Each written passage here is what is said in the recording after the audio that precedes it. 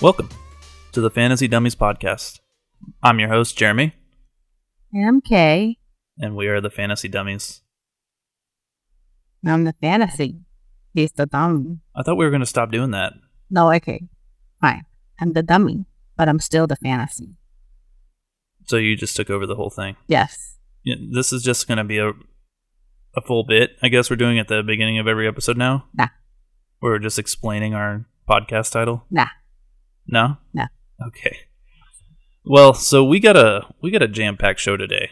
We have a lot of news to catch up on. It's been a couple days since we recorded our last episode. Training camp has started, and there's been a few injuries and random other things that have happened since we've last talked on the mic to each other. So let's just kind of breeze through the news as fast as possible so we can get down to this AFC East breakdown. What do you say? Sure, sounds good to me. All right. First bit of news, the Bengals has announced that Joe Burrow will not throw more than 3 days in a row in training camp. Sorry? Well, I wrote it, so yeah. So apparently, the Bengals have announced, because remember we had this talk about Joe Burrow in the first episode with the AFC North breakdown that I was kind of out on Joe Burrow. And his M&M hair. And his M&M hair, yeah. So the Bengals came out and said that Joe Burrow is not going to be throwing a football 3 days in a row. I don't know for how long, but at least through the beginning of training camp. It seems kind of important that, your quarterback gets some reps in, yeah? That's making $55 million a year, can't throw a football 3 days in a row. Yeah, that's why I put it in there, because I figured if I, Jeremy, can throw a football 3 days in a row and be fine, you're telling me Joe Burrow, the $55 million quarterback, can't throw a football 3 days in a row without his wrist hurting? Gotta protect the wrist, man. I guess. It's your investment. I mean, what do we do? How can anyone be in on Joe Burrow this year? I just don't get it. It's so scary. He never has a normal offseason. I feel like it's just probably a backup. A backup?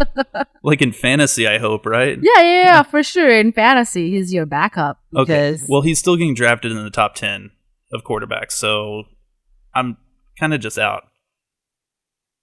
Yeah. Also, I have in here that we really need to talk about Chase Brown and Andre Yoshivas. Yohi? Yes, Yohi. Yohi! So, on the first episode, we kind of talked a little bit about Zach Moss, and I kind of told you that Zach Moss was a target for me in the 7th or 8th round, whatever it was, because I believed he was going to be getting, the full team rep. Well, Chase Brown is the backup, and he's kind of the fast little guy that I was kind of shitting on while talking up Zach Moss. Well, apparently Chase Brown is also really good, and I might be changing my mind towards Chase Brown, but more so, I'm just saying it's still up in the air for me. So all that talking I did about Zach Moss, just put it on the back burner for now, and just let's see how training camp plays out, and we will decide where I will put my faith after I've seen more play from the two of them. And then I mentioned Andre Yoshivas because I had said Jermaine Burton was a rookie receiver that the Bengals had drafted, who I think is a sleeper this year, but it seems to be this dude named Andre Yoshivas who was there last year as well, and he was pretty decent last year for them, and he seems to be the emerging wide receiver 3. So I just figured it was probably a name that we should have mentioned probably in the first episode, but kind of forgot about Yoshivas, and I didn't really think he was going to matter, but it's not really a news, sir. Bringing it up now just in case. It's not really a news, sir. It's kind of off topic. I mean, I understand off topic because I'm off topic. That's my middle name. Well, luckily, a couple of these teams in the AFC East, when we break them down later, are going to be pretty easy to break down. So I figured we could talk about some more news stuff up top and really get into the breakdown in a little bit. So sure. Can we get into the next bit of news, though? Because Dallas Cowboys. Who's getting paid in Dallas Cowboys? Everyone's contract is up. Yes. I know Dak wants to get paid. Dak wants $60 million a year. Yep. That. Well, did you just bleep yourself out? Yes. It was just a natural thing. Yeah, so Dak, Micah Parsons, that is, and CD all want to get paid, and probably are all going to get paid at the top of the market for all their positions. So it's just a weird time in Dallas. All the coaches are up after this year as well. All the Cowboy fans are trying to bandwagon with the all the Texans Cowboys are or jumping off somewhere. They're all just jumping so ship. out on the Cowboys this year. They're jumping ship. I know quite a few Cowboys fans who are really just out on the Cowboys this year just because of the lack of, I don't know, competent decision making that they've made. The lack of leadership. Sure, yeah. I mean, Dak is a pretty good leader, I'd say, but... No. Management. Oh, management, yeah, okay. Leadership. Yeah, they really screwed the pooch on this. Most teams under this situation where they have multiple players at different positions who they know they're going to need to pay, they pay them kind of split them out so that you're not stuck here with 3 looming ginormous contracts all having to pay at the same time. And then it's like, who are you going to let walk? Not CeeDee Lamb. They're not going to let Dak walk either. I don't know. I honestly don't. I think CD is the safest out of the 3. And Micah and Dak, I think Dak is probably gone after this year. And Micah, I don't even know. It's like 50-50. Sure. I think it's going to be a real rough year for the Cowboys. If they don't get 12 wins like in the regular season like they do pretty much every year, and let's say they get like 7 or 8, like they have a really bad season, I think everyone's gone. Everyone. There's no way. That's just impossible. This is the Eagles rebuilding year where we get rid of all our superstars because of our Eagles. Yeah, there was that one year we hired a new coach, fucking Chip Kelly, and he gets rid of everyone. Deshaun Jackson. Isn't that right after you guys won a Super Bowl as well? Was that the Super Bowl year? I don't remember. We really won a Super Bowl with Chip Kelly. Chip Kelly was there for like 2-3 years and he got fired. Well, no, but I mean, didn't they hire him after the Super Bowl? Or am I'm remembering it wrong? Remembering. Yeah, okay. Fair enough. Because he won the Eagles not Super Bowl. Well, rounding this back into the Cowboys, I just think it's times are tough. People need to get paid, and they ain't paying them. So they don't need money. They don't need money? They have plenty of money. They can just play for free. Just for the love of the game, right? No. Dak don't do that. How's he going to be able to, do the Dak shake? What the fuck is the Dak shake? Dak booty shake. What? What's the Dak booty shake? I don't know about this. That he does well, I know his weird warm-up routine. Yeah, there's a warm-up routine where he does like a little Shakira shaky shake thing. Yeah. I gotta... Okay. We just need to move on. Russell Wilson. Has a calf injury. Okay, so hold on. Before, I don't know if you've read the rest of this. I put this in here because it's so freaking hilarious. Do you know how he got hurt? You don't? As long as you tell me it doesn't have anything to do with the massage table. It was not a massage table. Okay. He decided, I don't know, okay, this is a very Russell Wilson thing that happened. He got hurt. He hurt his calf on a blocking sled. How did he do that? I think the more important question to ask here is why a quarterback was on a blocking sled. Why was he on the blocking sled? I don't know. For the life of me, I just want to imagine in my head how this went down. I just imagine that Russell Wilson was coming into the first practice of Steelers camp, and he saw all the linemen doing this blocking sled drill, and he was that looks fun, he was like, look, trying to be the cool new dude on the block, but he's 36 or whatever, however old he is. There's nothing wrong with being over 30. Hold on. I imagine he was just trying to be cool and be like, hey guys, I can do that too. I'm a leader. Let's do this together. We're a team. And he went over there and did a blocking sled, and he hurt his calf. And so now Justin Fields is taking first team reps. Oh, okay. So the whole, it's going to be the starting quarterback here. Oh. Yeah, so that's something to watch. I think it's something to watch. If Justin Fields ends up taking the first team starter job in the regular season, he could be pretty interesting because we already know Justin Fields runs a lot. So it's definitely something to keep an eye on. Yeah. Sure, an option. Yeah, for sure. And then I have on here a couple more injuries. DeAndre Hopkins hurt his knee today, matter of fact. No. Yeah, he's going to be out 4 to 6 weeks, which makes week 1 of the regular season pretty questionable. So, That's pretty rough. It is rough, especially since he's a little bit older for a wide receiver. And I think what this does, though, is it kind of narrows it down to Calvin Ridley as the one to draft from Tennessee. Because we're kind of like 1A, 1B situation with them. It was like, do I draft Hopkins or Ridley, or do I? It's just so hard to just pass up on a D-Hop, if he's... Well, yeah, but if he's already hurt, then,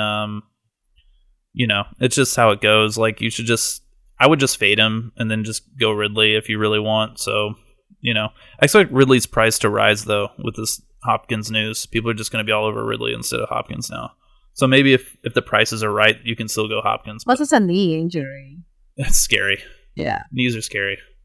They're pretty important. Yeah, I would say. Yeah. You're an old man now. Feel it every day. Yeah.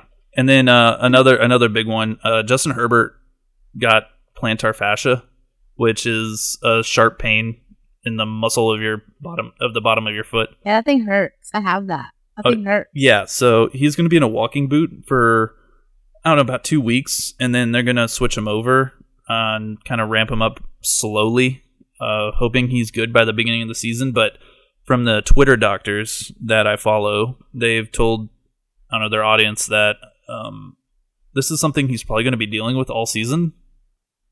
So, are you about to sneeze? I was going to, and then you asked me if I'm going to sneeze. And well, I'm sorry. I'm like in the middle of talking, and then you're just like looking at me like you're about to like explode. Yeah, something like that. So, but yeah, no. And then there are a couple other little injuries. Something I didn't have on here. Geno Smith hurt his knee and his hip, but he already went in for imaging. Wait. He hurt his knee and his hip. Yeah, he's an old dude.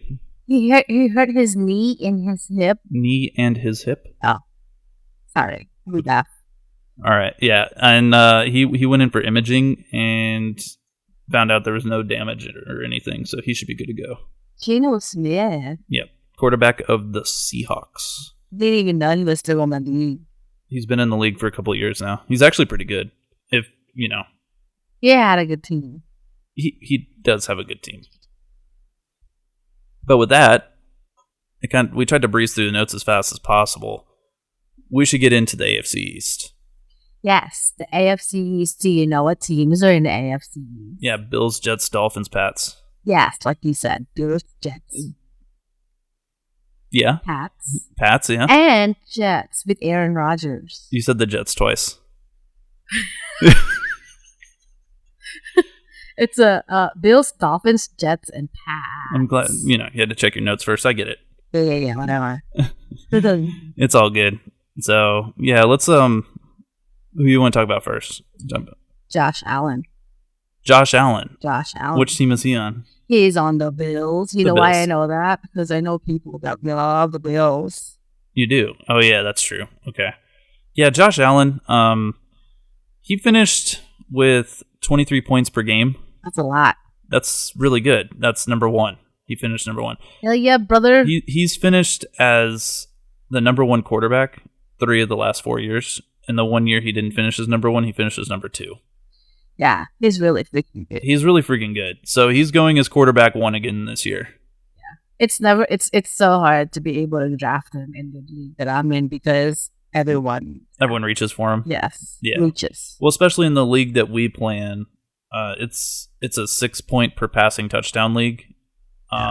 So you would think that pocket passers kind of have an edge, but he still kills it. No. He still kills it. It's an interesting stat that he's also a rushing quarterback. Yes, he is. Yeah. So something interesting that I found, and I actually didn't realize this. I mean, remember all the tush pushing that happened with Jalen Hurts last year, and all those freebie touchdowns that he got. It's not a freebie. Not everyone can do the tush push. Okay, people Eagles tried. All right, yeah. Listen. People try, but they failed because they suck at it. Because the Eagles are just so good at it. There's dynamics to it. Yeah, Jalen Hurts, like, what does he do? He squats like 600 pounds. So He's a beast. So, yeah, okay, I get it. Not everyone It's not a freebie. Punchy. You talk shit about my Eagles. I wasn't talking shit. What made you think? It sounds like you're getting defensive. Were you getting defensive? I wasn't saying anything bad. Hey, seriously, off topic. Just saying tush push is a freebie and you get defensive. I mean, super off topic. But the Eagles and the Cowboys have been rated as, worst fans in the history of NFL. And I like to take that and carry it on my shoulders. It sounds like you're getting defensive about that again. On what? On being an Eagles fan that is rated as one of the worst. I know. I'm carrying it on my shoulder. Yeah, okay. Well, hold on. Let me say something good about the Eagles and you not take it bad, okay? The Jalen Hurts had 15 rushing touchdowns last year. Okay? That's with all the tush pushing and freebie 1 yard. Let me, like Rashad Penny, let me scoot Jalen Hurts' ass over the line. Okay, last year. Josh Allen also had 15 rushing touchdowns, which I found insane because I've never had Josh Allen in a league, and I know he's like a rushing quarterback, but if you would have asked me how many rushing touchdowns he had versus Jalen Hurts last year, there was no way I would have said Josh Allen had the same number as Jalen Hurts because it felt like Jalen Hurts was getting a tush push like once a game or twice a game. No, Josh Allen had to do all the work, I mean, he could throw the ball himself, probably would. You're kidding. I mean, that's Lamar Jackson. Yeah. That's what Lamar Jackson actually did last year. My point is the reason why Josh Allen is able to be the number one quarterback so easily is because he gets so many rushing touchdowns that I don't think, unless you have Josh Allen, you're not realizing that he's getting it. So everyone makes fun of the tush push and Jalen Hurts getting all these freebie 1 yard touchdowns, but he has the same number as Josh Allen, which is why they're the 1 and 2 quarterbacks off the board. I'm not trying to talk about the Eagles. That's a different division, but I thought it was pretty interesting comparing the amount of rushing to Josh Allen here. So that's why I put it in here. He also had 29 passing touchdowns, and I mean, like, good as a beast. He's a beast, man. And it's like we talked about CJ Stroud, right? He's a pocket passer. He's MVP, dude. He's the second best player in the league. I don't care what anyone says. Everyone's, Mahomes is number one, obviously. I don't care what anyone says. If you're trying to think of the best players in the NFL, Josh Allen's number 2, and he's there by himself. He's in a tier of his own. Like, it's tier 1 is Mahomes, tier 2 by himself, Josh Allen, tier 3, the rest. I don't care. The dude is a beast. So I don't know exactly where you should be drafting him. I'm like, if you want to draft him this year, I mean, just grab him wherever you think, at third round. Third round is probably where I'd be comfortable taking him, early. Yeah, I feel like in quarterback terms, it's either you pick up, you reach for a good quarterback early rounds, or you just get a goodish quarterback. Well, like a quarterback that can just get you points. It definitely depends on your. It depends on your strategy for sure. If you want one of the elite rushing and passing quarterbacks, like a Jalen Hurts, a Lamar Jackson, a Josh Allen, something like that, you're gonna have to take one early. If you miss out on that elite tier, I think it's perfectly reasonable for you to just kind of punt the position and then draft one round 10, round 9, round 10, somewhere around there, and go with like Jared Goff. Jared Goff is like, I mean, I will get into it more when we talk about the Lions and the NFC North, but I think Jared Goff is going to have a really good year this year. So, I mean, like I said, we'll get into it more, but just one of those pocket passers kind of in the middle rounds that kind of has some upside based off the offense that they're in. Yeah. So. Mm-hmm. Yeah. Let's talk about James Cook. Do you know James Cook? Yes, I know James Cook. I don't know a lot about him this year. Okay. Well, I believe it's his third year, and he kind of had a mini breakout season last year. So, I don't know if you were aware, but halfway through the year last year, the Bills, who finished 12-5, so they had a really good year. But I don't know if you remember this. Halfway through the year, I think they were about 500, and they had an offensive coordinator change, and they switched to Joe Brady. And after that happened, that's when Stephon Diggs kind of fell off, and they implemented more of like a running game. Oh. So once Joe Brady, the offensive coordinator, took over, I think it was like in week 8, So I have it on here. It was actually week 10. I was wrong. So from week 11 to 18, James Cook was the RB11 in scoring about 15 points per game. Oh. That's literally a top 12 running back. That's really good. So in the first 10 weeks, though, he was only scoring about 10 points per game. So he literally went from 10 to 15 points after the offensive coordinator change. After they stopped throwing the ball to Stephon Diggs, and Stephon Diggs is like, all right, fuck this place, bye. In a nicer way to put it, they became more of a balanced offense. It was less pass heavy, and they went more run and pass. So a lot of things changed after. It was a big deal for the Bills team, if you weren't aware. Yeah, there was a lot of tension, I'm pretty sure, between Josh Allen and Stephon Diggs. Yeah. And before he was transferred to Titans. Transferred?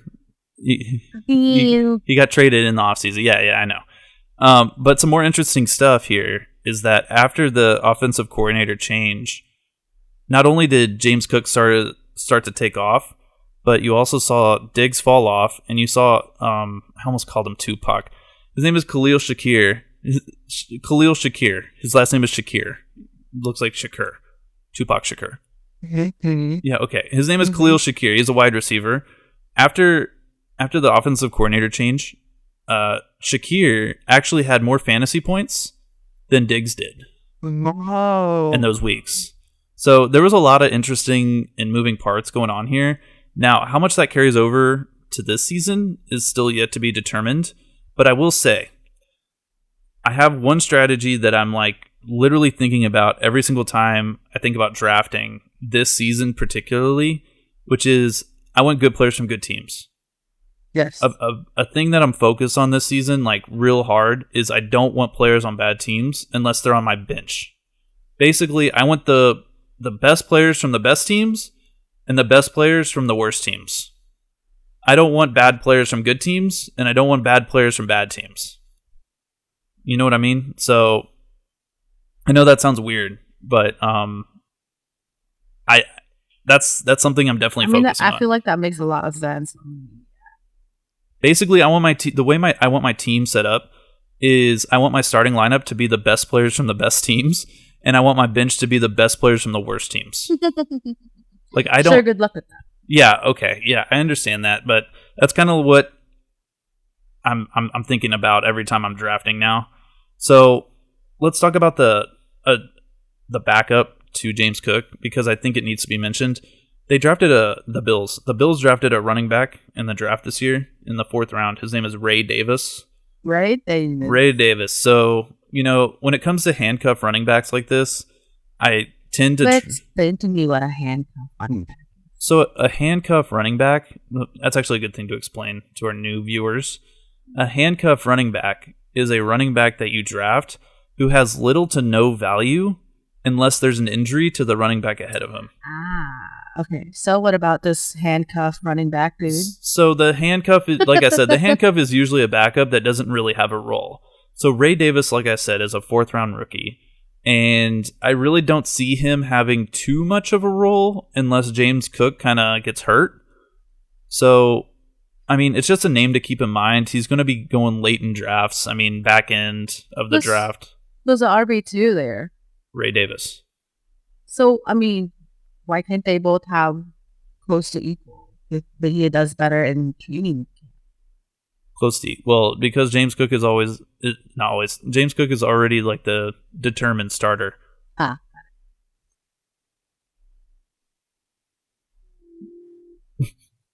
So I think the most interesting thing to talk about with the Bills is definitely the receivers, because they're all new, essentially, except for Tupac. Khalil. So Diggs is gone, right? Who do we have now? So Tupac. We have Tupac. Yeah, I'm just going to call him Tupac, just because. No, I can't do that. It's not. It's disrespectful. It's disrespectful. Yeah, his name is Khalil Shakir. We have Khalil Shakir. We have Keon Coleman, a rookie, and we have Curtis Samuel. Okay, do you know any of those names? I know Curtis Samuel. Curtis Samuel, yeah. So in the league. Curtis Samuel has been in the league for a minute. Yeah, you would think he's probably like 35 years old for how long he's been in the league. He's like 28. Oh. So he just got paid a 3-year deal by the Bills for $24 million. A year? No, $8 million a year. Oh. So he got so weird. He got a medium-sized bag, small bag. That's a small bag. A small bag of money. Yeah. Well, he's not really like an alpha receiver, but not even a beta. Well, that's not even beta money right there. Okay, he has more money than you and me combined could ever dream about. Whatever, you're talking about alpha and alpha receiver. He's not an alpha receiver. He's not making alpha money, so he's not even making beta money either. You could call me a beta all you wanted if I was making $24 million. You can call me a potato if you're paying me $1 million a year. That's it? Yes. Okay. So let's talk about Keon Coleman. Keon Coleman was a wide receiver that they drafted with their first overall pick this year. Oh, okay. Okay. It was in the second round. They traded back like 3 times out of the first round. And I think he was the first pick or the second pick of the second round in this year's draft. The interesting thing about Keon Coleman is he's really tall. And he's tall. How tall? I don't have that number in front of me. He played basketball in college. So he's like 7 freaking foot. No, he's like 6'4", if I had to guess. He's tall. That's not tall. And he's athletic. He jumps really high. That's all you need to know. So he's really athletic.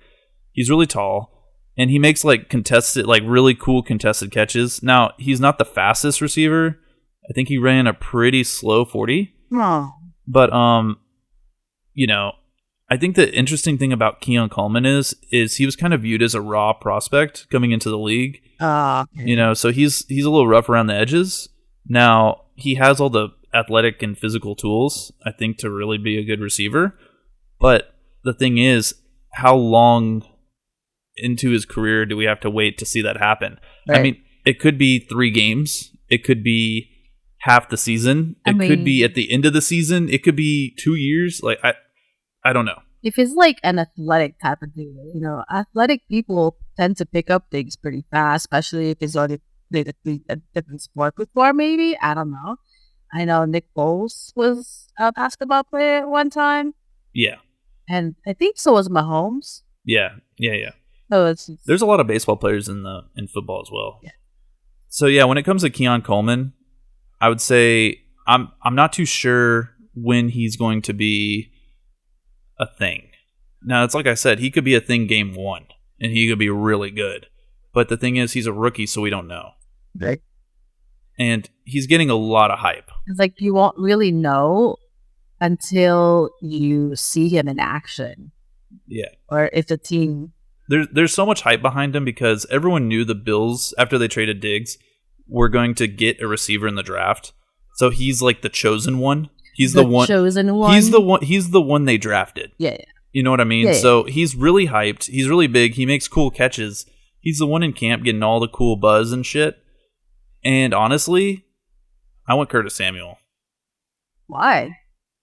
The reason why, and one of the reasons why Curtis Samuel might be I'm not even kidding, my biggest sleeper this year, who I want to draft. Curtis Samuel was originally on the Panthers with Joe Brady, who's the offensive coordinator right now of the Bills.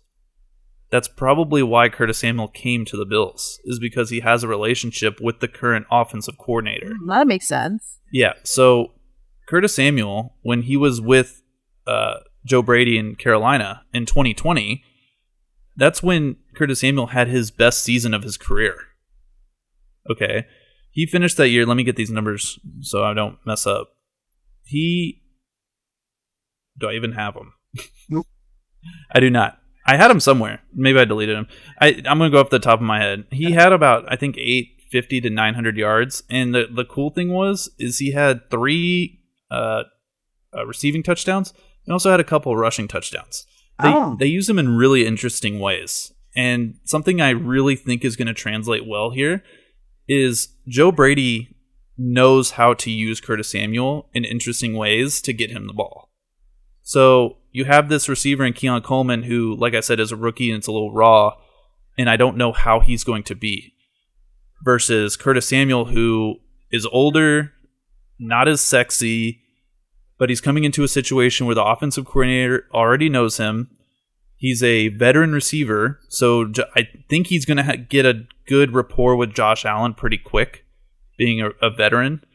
And overall, like, if you had to make me pick between the three, I'd probably go Curtis Samuel. And honestly, that's probably kind of a hot take because everywhere I've seen, everyone's all over Keon Coleman.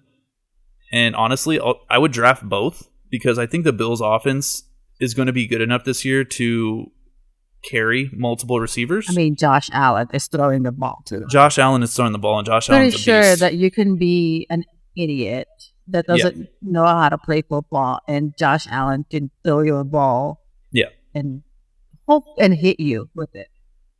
If you can't catch it, that's just on you. I mean, dude, if these guys can't catch the ball, it's Josh Allen. If you can't catch the ball, Josh Allen throws to you. You shouldn't be them. Well, and I'll say this: all three of these receivers, I'm okay with drafting. There's not one I wouldn't draft, honestly, because they're all going so late. I even hear that they're all going in the 50s of wide receivers, which is like, God, what even is that? Like 7th round? They're all going like 7th, 8th round. You're telling me I can get the potential wide receiver 1 for Josh Allen and the Bills in like the 7th round? Oh yeah, brother. So even if Curtis Samuel isn't like the stereotypical alpha receiver that gets like 30% target share or whatever, I think they're going to figure out enough interesting ways to keep him involved in the offense. And he's already a vet, and he got the money. And honestly, I would be all over Keon Coleman too, which I am. I'm not against drafting Keon Coleman. I would do it too. But I think I'm going to go with the more reliable, more kind of boring pick in Curtis Samuel. I really like him this year. He's definitely a target for me. Yeah, I like it. So, and then kind of my last point I wanted to make with this team was Dalton Kincaid. Do you know Dalton Kincaid? No, I do not. So Dalton Kincaid was a rookie tight end last year and currently going as the tight end 5. He's pretty expensive. He's going like 4th, 5th round. And nothing. He's expensive. Now, he's getting a ton of hype. People seem to be all in on Dalton Kincaid. He was a very good prospect, drafted 1st round.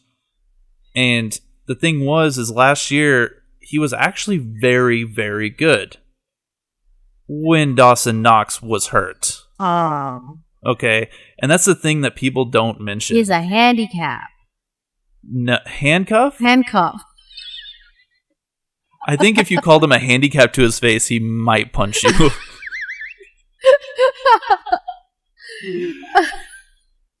Anyway, I see a lot of the fantasy community is all over Dalton Kincaid this year because, you know, the way people see it is the Bills don't have a reliable passing attack right now. They don't have the receivers, right?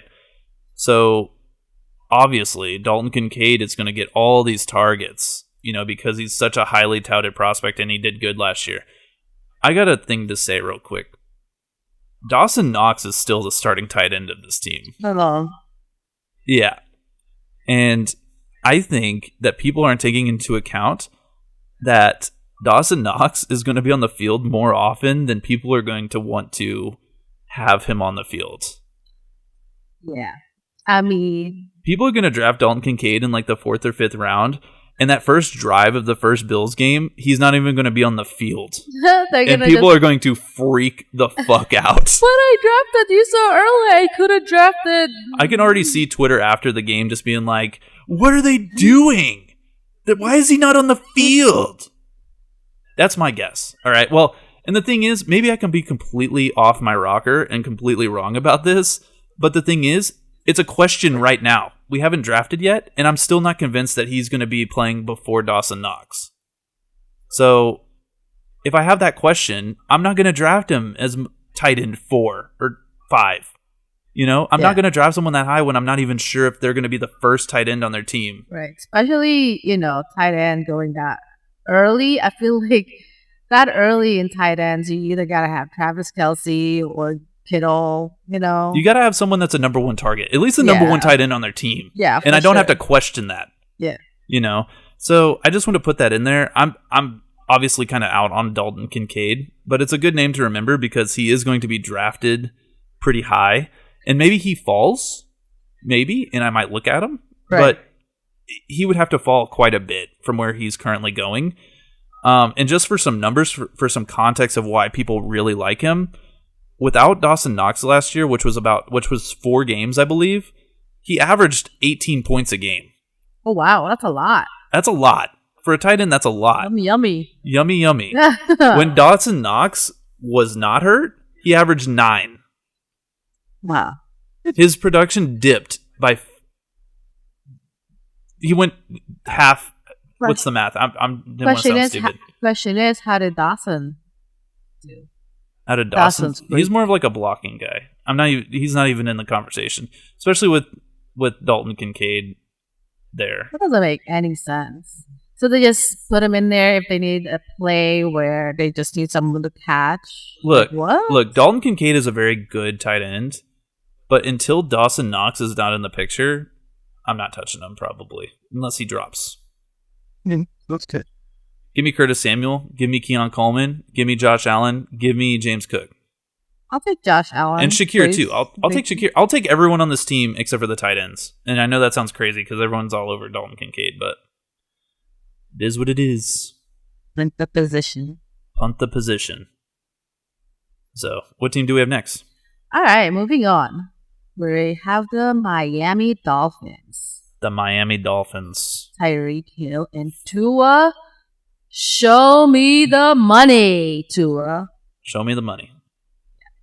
Yeah. I mean, I would hope that, when he signed that paper, the GM is like over there and he's going, show me the Super Bowl ring this year, Tua. And Tua's like, gotcha. That ain't happening. I'm just kidding. I'm not talking shit for real. Because I'll say this. Dolphins, really fun team to watch. Oh, yeah. Really fun team to watch. Super fun. Especially with their funny coach. So, Coach that looks like a child. Mike McDaniel? It looks like he's 5. 5. He has a beard, at least. Never. So, he seems like he's the youngest looking coach in the league. I think he is. Actually, Rams coach is really good. Sean McVay? Yes. They're probably they're probably 2 of the youngest head coaches in the league for sure. So, probably DeMeco Ryans too, the Texans. He's also very good. Yeah, he is. So, let's talk about the Dolphins. Yes, the Dolphins. Dolphins. We're not talking about the coaches and how good looking they are. Anyways, the Dolphins. The Dolphins have pros and cons. Okay. The first thing is they have a very good offense. When I say good offense, they have an amazing offense. The bad thing is they have an amazing offense against really bad teams. Against really good teams, not so much. And that might be a Tua issue. That might be an offense all-around issue. I don't really know what it is, but last year, against teams with winning records, the Dolphins were 1-5. Oh, wow. That's... Sounds like a Cowboy record. Sorry, I'm a Cowboyist. I can't help it. I gotta put in a Cowboy jab every once in a while, I mean, you're gonna piss off, Al. I just hit my arm really hard. Anyway. I'm gonna piss off a lot of people. You're gonna piss off a lot of people, yeah. So... I'm sorry. I can't help it. I can't do it at work because people are, Cowboys fans at work, and I don't want to get beat up in person. So let's do it to the tens of people that are listening to this. The 2 people? The 2 people. I love you, by the way. Let's talk about something real quick. The Dolphins have a scary end of the season. The beginning of their season is pretty cake. The first 6 weeks, if you draft a Dolphins player, you're gonna really like it. And I don't have the teams down, but I looked up their schedule, and the first 5 or 6 games are they're so easy. You're gonna feel great. And then the playoff run, when you get to the playoffs with your Dolphins players, they go up against the Texans, the 49ers, and the Browns. Oh yeah, Texans. And cold weather. Oh. So, probably cold weather. I mean, they're Miami Dolphins. So, the problem is that the beginning of their schedule is real easy, and then it finishes very difficult. So this could get ugly very quickly. And we already know that the Dolphins do not play well against good teams. Or in the cold, because, they're from Miami. Dolphins do not like the cold. No.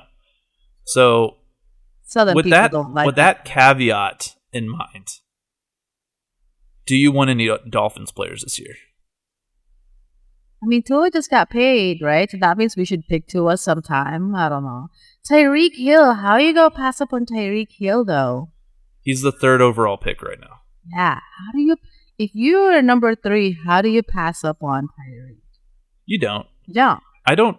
So you take Tyreek. Tyreek is Tyreek.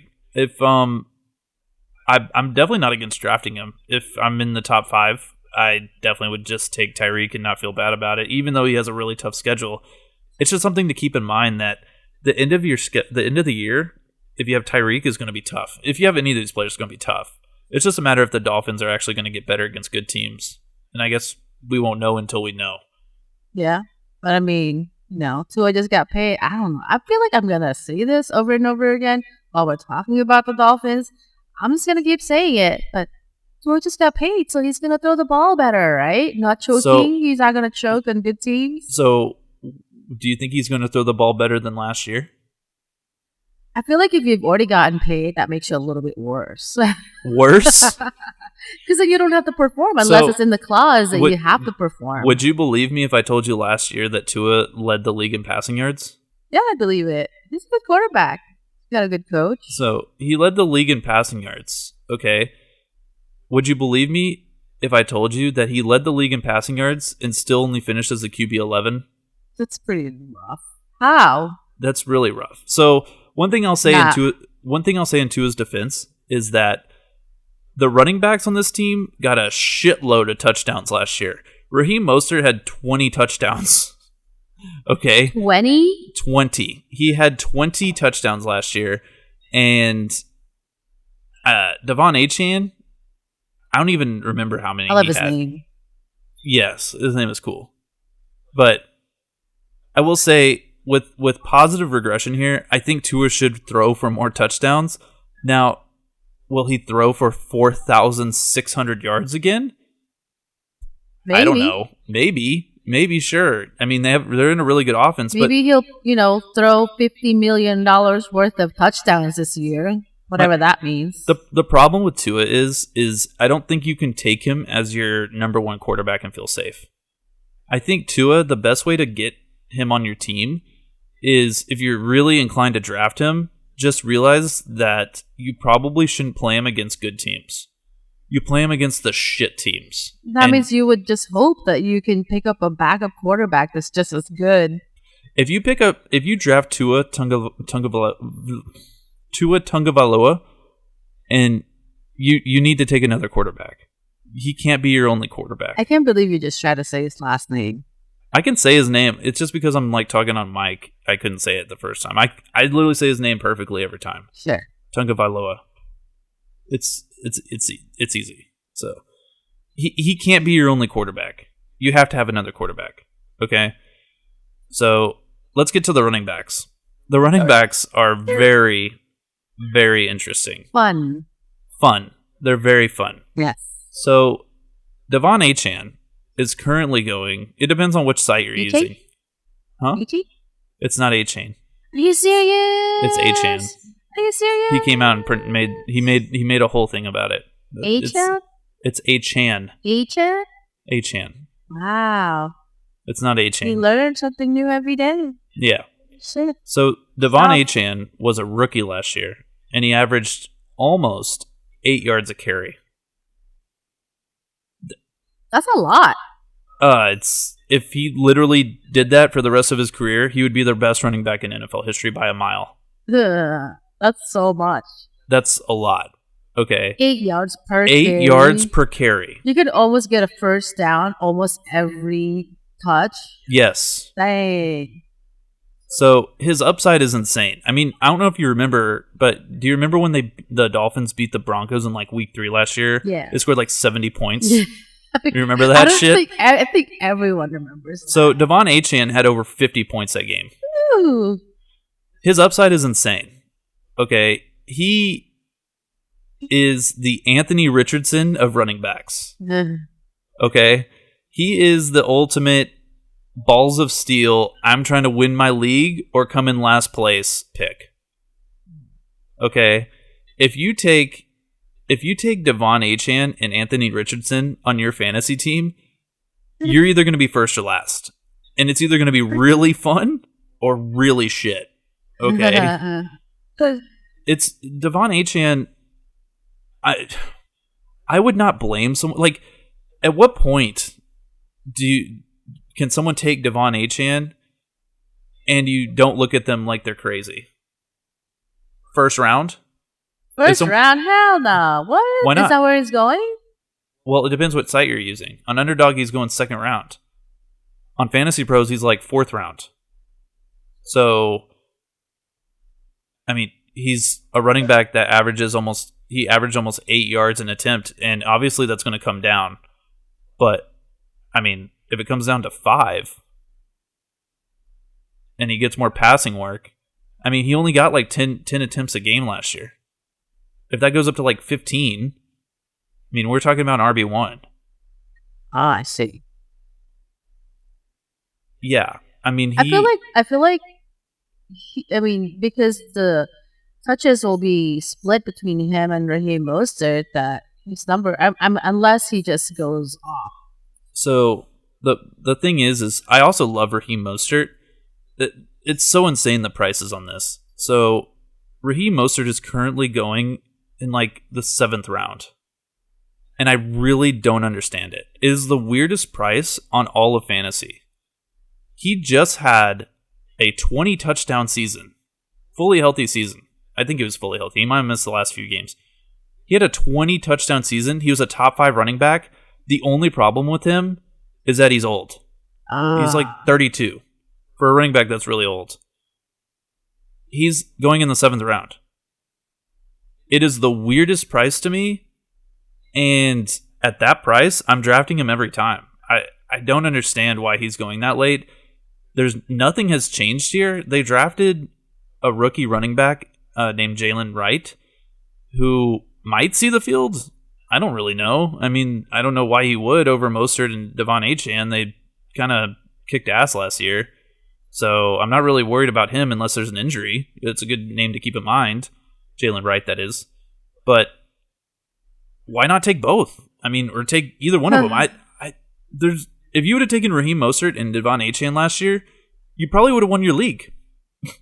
I mean, they both finished Devon Achane only played a handful of games because he got hurt, but in the games you had him, he was scoring 30 points a game.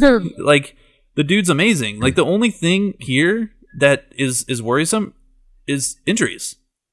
And you can't really predict those. Yeah.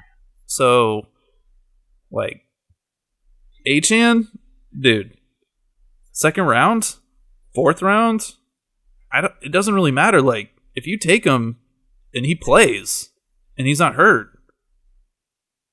he's going to be good. Yeah. Like, really good. Good offense, too. Good offense. Yeah, like, it's and then we have Tyreek and Waddle. Like, every fantasy analyst out there is on Waddle this year, and I get it. And Tyreek's good. Like, there's just so many players here that are just I'm cool with all of them. It's just literally the only thing that scares me is the fact that their fantasy playoff schedule is so tough. At least right now on paper. Like, of course, injuries happen or whatever. Maybe the Browns defense takes 10 steps back. The 49ers defense takes 10 steps back. Yeah, never. Yeah, so... Not the 49ers. I mean, that's the only thing I worry about, right? All the players on this team, I mean, I would draft all of them. I mean, their offense is insane. So, they're going to have more passing touchdowns this year. I mean, even if Raheem Mostert, it's like I said, Raheem Mostert had 20 touchdowns last year. If that drops down to 10, if that drops down to 10 touchdowns this year, it literally gets cut in half. He's still a great pick in the 7th round. I mean, hell yeah, that's an awesome player. That's your 3rd or 4th running back. Like getting something on clearance. Yeah, he's on clearance. Yes, he's been out there for a while on the rack. He's just been discarded for the hot, sexy Devon Achane, who, I mean, I would love to get him too, but just getting two quarterbacks from the same, two running backs, two anyone from the same team has just been so scary. Like, imagine this. Imagine you draft Devon Achane and let's just say the middle in the 3rd round, and then you get Raheem Mostert as well in the 7th round. You have both of Miami's running backs, and let's say one of them gets hurt. I mean, you probably have the number 1 running back in fantasy other than maybe McCaffrey and Breece Hall. Right? And then when they're both healthy, they're both still good. Yeah. But it's like you said, Raheem Mostert's getting old. Yeah, sure. Age will catch up to him eventually. Sure, yeah, you're right. But yeah, I'm all over the Dolphins this year. I think they're going to be really good, and I think Tua's going to positively regress towards more passing touchdowns. I mean, I just don't see how Raheem Mostert gets 20 touchdowns again. I mean, that's a big-ass number. So I think Tua gets more touchdowns this year, which makes all the receivers better. Did you know OBJ is on this team? Yes. You did? OBJ has, I don't know, how many teams has he played with in the past 5 years? He's played on the Rams, the Ravens. I don't remember them all. He played on the Browns. He tried to play on the Eagles. Giants. They wouldn't sign him. Yeah, well, I don't really know if he matters. I mean, it's just good to remember. He'll probably have like 2 or 3 spike weeks. He'll have 50 yards and a touchdown, maybe. So that's a good name to keep in mind. And I mean, they have Jonnu Smith at tight end, so he could be seen as a sleeper probably just because the offense is so good. Yeah.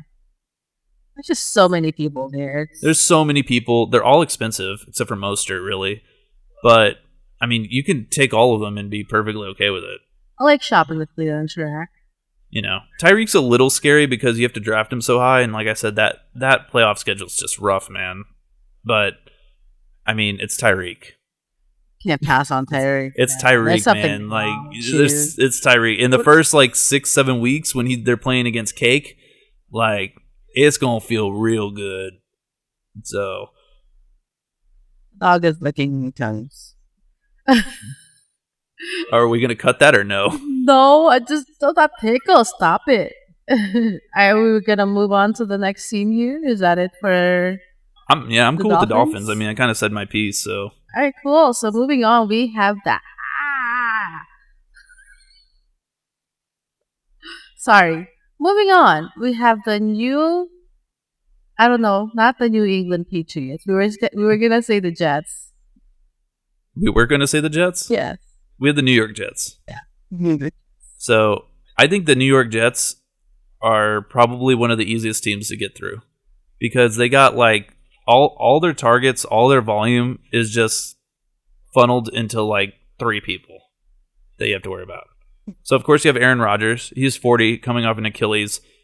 In 1 quarterback leagues, probably ain't drafting him. Sure, you could take him as a backup, or you can grab him off waivers if he's doing good. I'm not going to draft him as my starting QB. You know, if my initial QB gets hurt and he's on waivers, sure. You know, but it's not like I'm going to go out my way. So let's talk about the actual interesting players on this team. I mean, we're also talking, we're assuming that he's going to play for more than 0.0001 seconds this season. 4 plays, yeah. Yeah, I know very well. I had Garrett Wilson on literally every team last year. I'm not even, let me say that again. I had Garrett Wilson on every one of my fantasy teams last year. I thought that's a good plan. Every single one. Tell me, or ask me how that went. Yeah, how did that work out for you? When Aaron Rodgers fell down and I saw his Achilles pop inside his sock on TV, I teared up. Did you cry? I cried. Did you have big chunky tears? I had big, chunky Zach Wilson tears. Okay. I thought for sure, I was in denial when that happened because I told everyone I knew. I was like, oh man, this sucks because Aaron Rodgers is out and I have Garrett Wilson, but it's okay because there's no way they'll let Zach Wilson be the starting quarterback of this team. This team is too good, and they've already seen Zach Wilson be an absolute ass. Okay? There's no way they're going to go a whole nother season with Zach Wilson as QB. They're going to trade for someone. They're gonna sign someone. They're gonna get someone else. They can't do the Zach Wilson thing again. And guess what happened? They played him. They did the Zach Wilson thing again. Yeah, because they just paid Aaron Rodgers. Let me say this: my fantasy year last year was so bad. My teams were awful. Garrett Wilson not having a quarterback. Could you be saying this on a fantasy podcast? Yes, because I'm saying this as a lesson to everyone listening. I'm never taking one player in all my teams like that ever again because of what happened to me. No matter how much I love Garrett Wilson, I will not take him on more than one team this year. Okay. With that being said, there are 2 Jets being taken in the first round of this year's draft. Breece Hall and Garrett Wilson. Garrett Wilson, for how bad of a year he had last year, is going in the first round now. Which is hilarious because everyone who had Garrett Wilson last year is just pulling their hair out. Like me. I have experience. I feel like people that drafted him last year is not going to be drafting him this year. Oh, I would love to get him this year. Okay. But let me say this.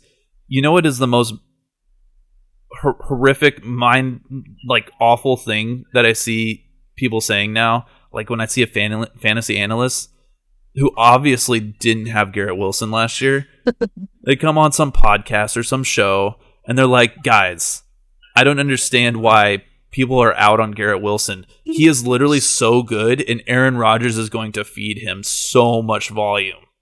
And you know what I say to that? That was supposed to happen last year.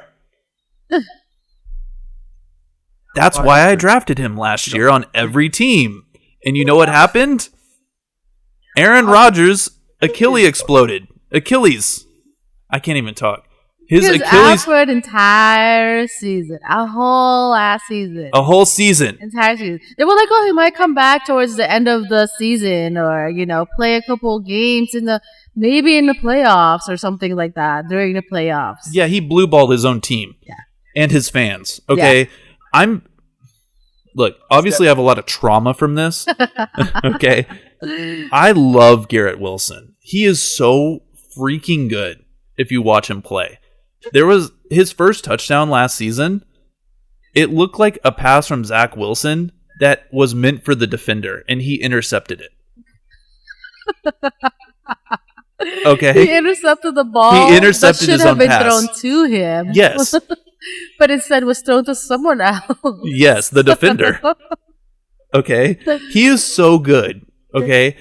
But the thing is, if you're in a draft this year and it comes up to your pick at the end of the first round where Garrett Wilson is going, and you see Garrett Wilson at the top of the queue, and you turn to all your friends or whatever, or the group chat in the app that you're drafting on, and you're like, guys, how'd you let Garrett Wilson drop to me? I will literally punch you in the face. I'm going to do that. If I can just get him, I'm going to just do that.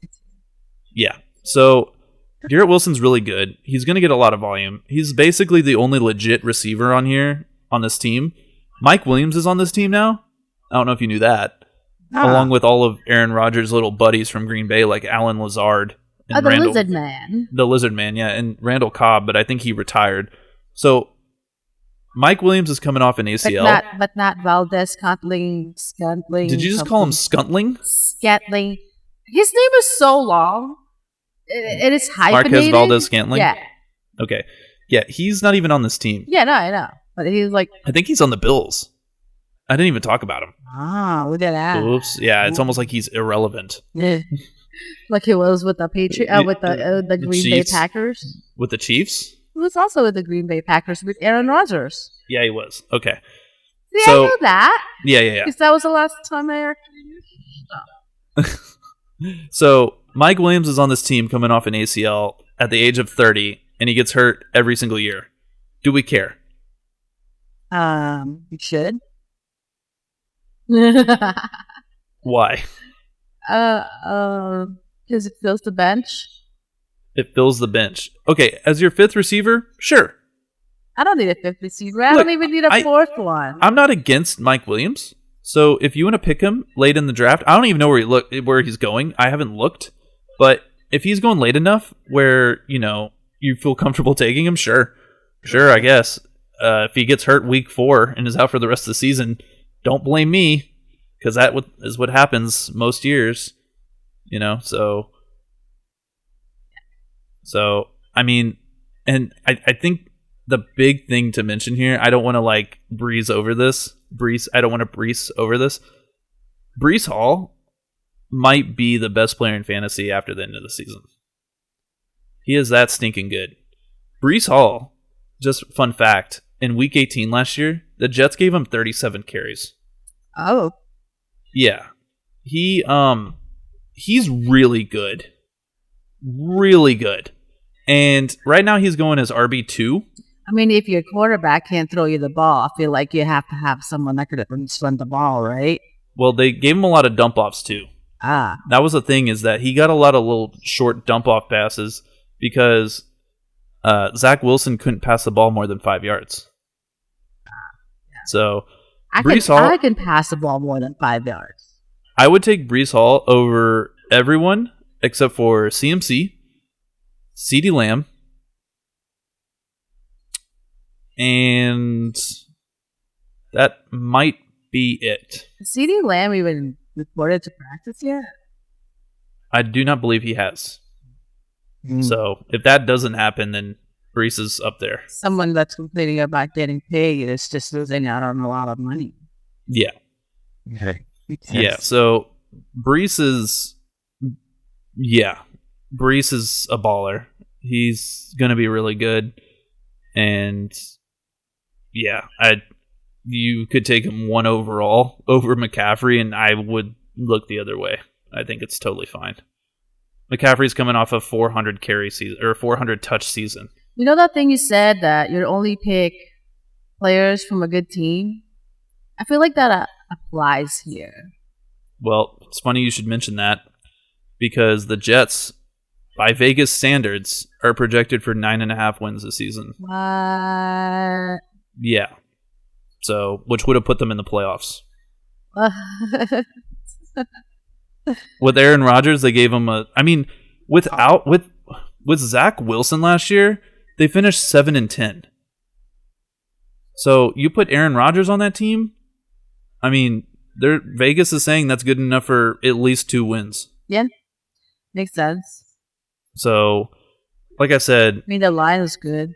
The starting tight end is Tyler Conklin. Definitely a name you should remember. If you completely whiff on all your tight ends, Tyler Conklin should be the starting tight end, and right now he's going as tight end 20. He's not going to be drafted, probably, but he's going to be the starting tight end for Aaron Rodgers in an offense that has Garrett Wilson and Breece Hall as a running back. He's probably going to be the second or third target, depending on how you view Mike Williams. So, good guy to remember. Good sleeper. So, everything is funneled to those players. And that's why I like this team. But their 2 of their best players are first-round picks. So you mean to tell me that there's 4 people in this team that I should think about? That's it. No more. Basically. Yeah. All right, I guess we should move on to the next team then. Yeah. The New England Patriots. The ones Super Bowl hogger. The ones that you hated to see because they were always in the Super Bowl until Tom Brady retired. And then you're like, who is the New England Patriots? Let me ask you a funny question about this. How long do the Patriots have to be bad before you start to feel sorry for them? Because they had their run of dominance for the entire Tom Brady era. How long, how many years of them being complete dog shit do you have to, do they have to be dog shit in a row before you're like, oh, the Pats kind of feel bad now? I wish they would do something. Never. Well, okay. Give me a reasonable, because I was thinking 10 years, because it's been 5 now that they've been shit. Yeah, no, I don't give a shit. You don't give a shit? I mean, imagine all those teams that they shitted on, and because they had Tom Brady, the the Texans were definitely a team that got shitted on by the goat of all goats, Tom Brady, shitted on everyone and everyone's dreams, and he's just like, fuck you, motherfuckers. I'm sorry. I shouldn't say that. Yeah, well, this is a child-friendly program. I'm sorry. I apologize. But it's okay. We said shit like 10 times in the span of 30 seconds. So, Pats are very, very easy. Say no to yes. Yes. Okay. the Pats. All right. So the Pats are projected for 4.5 wins. Now I can get into all the changes and details that they made this offseason here in a second, but I think really what I said before is that they're projected for 4.5 wins. I've told you that I want good players from good teams. The Pats do not project to be a good team this year. I don't even have any good players. So they have Ramondre Stevenson, decent running back. He got hurt last year. He's going to be a running back on a bad team. So he's going 5th, 6th round. I mean, they got a new head coach, so right? So that should count for something. Yeah, he's a defensive-minded head coach. Trust me, the Pats' defense is going to be legit. They're probably going to be, if everyone stays healthy, probably a top 5 to top 7 defense. Their offense is suspect. Suspect is sus. Sus. It's sus. Yeah. So they got Jacoby Brisket. Brisket, man. Yeah, they got Jacoby Brissett.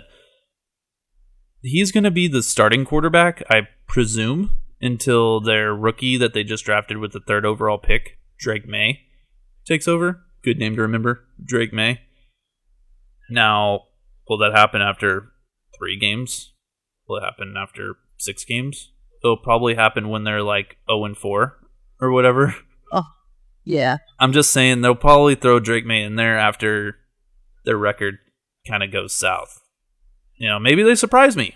Maybe they're really good. Maybe he does really well in training camp. Maybe he does really well. Maybe they're average. Maybe Drake May looks like the truth, and he's really good, and he ends up carrying this team. But they're in a very tough division. Do you see them beating the Jets, the Dolphins, or the Bills? Yeah, no. No? So... maybe the Jets. Actually, nah. No, dude. They're going to be... the Jets from like 3 years ago, maybe. So they play each of those teams twice. Do they get any wins from those 6 games? I mean, division games are always really tough, though. Everyone plays their heart out usually during a division game, so you never know. It's always anyone. Usually in division games, it's anyone's game, right? Sure, but maybe not in their case. So yeah, it could be anyone's game. Okay, I'll give you that. But they project to be a really bad team, and I'm not really interested. So not fine. The only person, okay, I'll give you one sleeper on their team that you need to remember, and just remember his name. So when you're picking in like round 16 and you see his name on the board, just go ahead and take him. And that's round 16. I'm just saying he's going to be late. His name is Jalen Polk, okay? He's a rookie receiver, got drafted in the 2nd round. He was a part of the Washington offense, the team that went to the national title game and lost. The Washington team. So really? he was a receiver on that team, and like I said, he got drafted in the 2nd round, and he's currently wide receiver 69. Nice. Really late. If he was going much earlier than that, I would not be interested. Like I said, I'm not interested in players on bad teams, but remember what I said before, I will draft good players on bad teams as my bench. And since he's a rookie, I don't know if he's good yet. So I'm willing to take a flyer on him. And the other thing is, the other reason why I'm okay with him is because I have heard some camp reports from Patriots camp, and he is the receiver that's kind of popping out on tape, and he's the red zone target. That's for the really quarterbacks. good to know that they have someone like that. Yeah, To bring life to the Patriots. Considering the other receivers around him are Kendrick Bourne, who is okay, but he's coming off an ACL tear, and KJ Osborne. I know none of those two people. KJ Osborne was on the Vikings. He was the wide receiver 3 on the Vikings last year, and the few years before that. It's exactly my point. Yeah. Just remember the name Jalen Polk, and if you see him in the late rounds and you don't have a ton of receivers, sure. Sure. Yeah. Like I said, I was kind of out on Ramondre Stevenson. I'm literally making it a point not to draft running backs on bad teams this year. I'm not going to do that to myself. I'm just not. Okay. I'm not starting a running back on a bad team and then starting him in your matchup and him getting like 18 carries for 40 yards, getting like 4 points, makes me want to die.